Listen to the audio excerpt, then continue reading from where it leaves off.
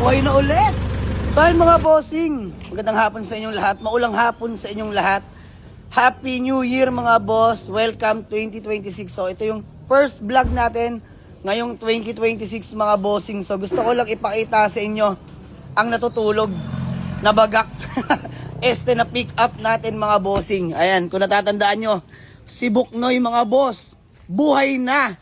Sayang lang at di umabot ng bagong taon. So, mamaya ko na ipapaliwanag sa inyo naging problema ni Buknoy. Mahirap magbagak ng sasakyan mga bossing. Ito, nakatambak na lang. Napeste pa. So, by the way, gusto ko lang magpasalamat.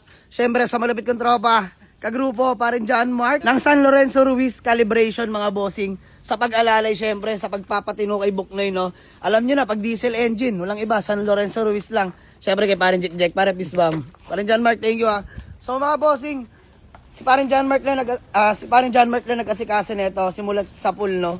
So ngayon mga bossing, sabi ko wag na muna asikasuhin ng December at araw ng pagsasaya yon, pati ng bagong taon. Pero ngayon mga bossing, hindi niya na pinalampas. Ngayon, dungis mo. Tara, pakita ko lang sa inyo. Let's go! Ayun si Buknoy. Start nga natin mga bossing. Smio Marimar.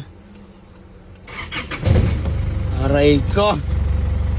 The moment of truth, one click start mga bossing. Buhay na ulit mga boss. Pakita ko lang sa inyo si Buknoy.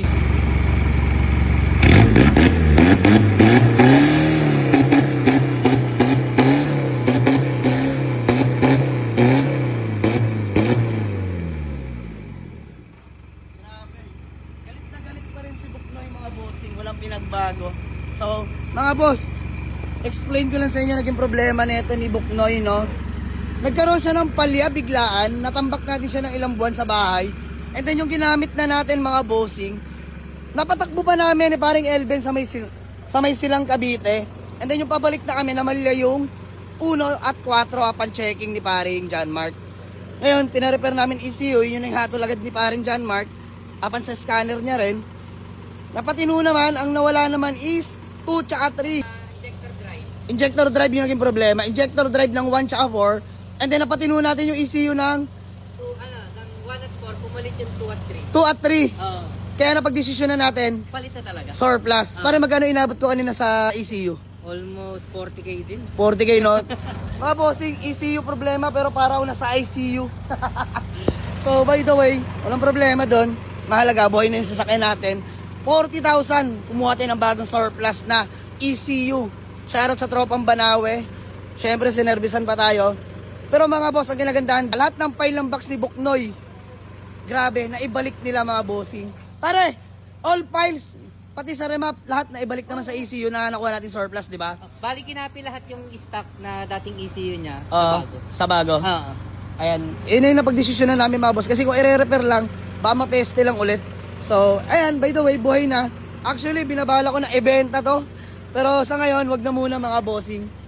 Namnamin ko muna yung gastos ko. Almost 60,000 na rin naubos ko dito. Diyos mio, mahirap magtambak ng unit mga boss. Actually, inamag-amag na to. Pero kita nyo, dinital agad ng mga boys natin. Oh.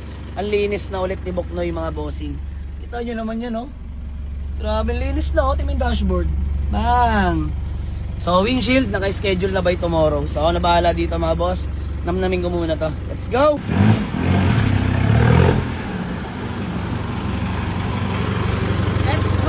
Buhay na ulit!